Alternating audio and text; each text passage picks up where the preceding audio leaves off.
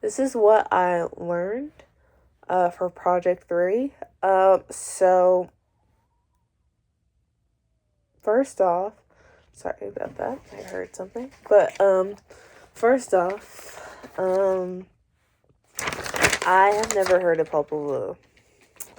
So that was right there something, a learning something right there. The story, never, no. Sorry about that. It was all just kind of new to me. So, I did learn, about,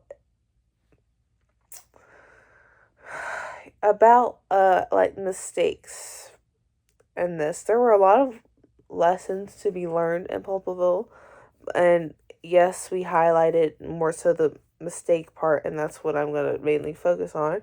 So, I've noticed that in many different ways, this Popol Vuh connects to the road not taken and before the law. Really, it's just like they all emphasize, like, yes, you've made a mistake, or yes, you've made a choice, move on from it. And that's kind of what you have to learn. You've learned another way to kind of look at a mistake or a choice from Popol Vuh. And I did learn that. And in the sense that maybe in all three, there's like a different, you learn something different as like maybe, I don't know how to explain this, but like the good after the bad, you could say. Or like you can actually see the fruits of the like labor, I guess. So like, and for example, road not taken, we don't, we see that like he chooses that path, right? And it's all the much better. So like he's glad he made the choice he made, and to be fair, both paths were equal, and he probably would have been glad to to travel the other path if he had chosen it, because both were equal yet again. It's just that he finally made the choice, and that was the real point of the thing. But like you get to see like, oh, he was okay with that. Like that was, he made a good choice, and yes, the great thing was that he was fine with it. Like it was all the much better. There we go.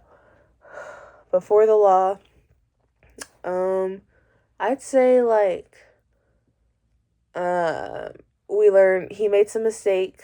The dude makes a mistake of not going through the gate, not for all those years, and thus what he bears is I guess you could say death. He doesn't get a chance to actually go through and see. And that's like the fruits of his labor. He didn't do anything, and thus he died without having to see the benefits. Then, um, Popol Vuh, they made a mistake. They acknowledged it, and then they learned and grew from that, and thus they made the effigies, which were, I guess, in a sense, more successful than the last. And so they grew and they learned, and thus they fruits of labor.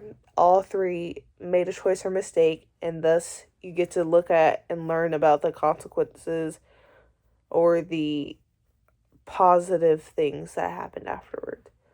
Um, Another thing I guess I learned was like Popol Vuh, and if I could relate this back to, it's like the creation of the world of a sorts. Like in a way, it kind of went through the each thing, and it was, I guess, like, yes, you would consider this like religious, but like you think of like the Bible.